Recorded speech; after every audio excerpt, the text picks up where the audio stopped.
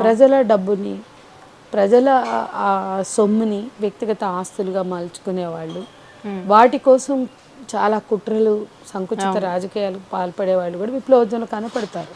పెద్ద నాయకులు కూడా ఉంటారు. అనేక సందర్భాల్లో వాళ్ళు వ్యవస్థతో రాజీ పడతారు, పాలకులతో రాజీ పడతారు, చాలా లోపాయకారి ఒప్పందాలు చేసుకుని బతికేస్తుంటారు. వాళ్ళ అరెస్టులు అయితే కేసులు కూడా పెద్దగా ఉండవు, కానీ పూర్తిగా బహిరంగ జీవితంలో ఉండి ప్రజా సంఘాలు పనిచేస్తున్న మా మీద నిరంతరం కేసులు ఉంటాయి. అంటే ఇవన్నీ కూడా విప్లవోద్యమంలో కొన్నిసార్లు కొంతమంది దొరికితే ఎన్కౌంటర్లకి బలవుతారు, కొంతమంది దొరికితే చాలా సింపుల్గా వచ్చేస్తారు, హాస్పిటల్లో అడ్మిట్ అయ్యి వచ్చేస్తుంటారు, లేదా సింపుల్గా జైళ్ళల్లో ఉండి పీటీ వారెంట్లు కూడా లేకుండా పెట్టి కేసులతో బయటకు వచ్చే వాళ్ళు ఉంటారు. రకరకాల మేనేజ్మెంట్లు, లాబింగ్లు కూడా ఉంటాయి అనేది ఆఫ్ లైట్ అర్థమవుతుంది కొన్నిసార్లు, అందరూ కాదు కానీ ఎక్కువ మంది. అంటే దాని స్ఫూర్తిలో లోపం లేదు,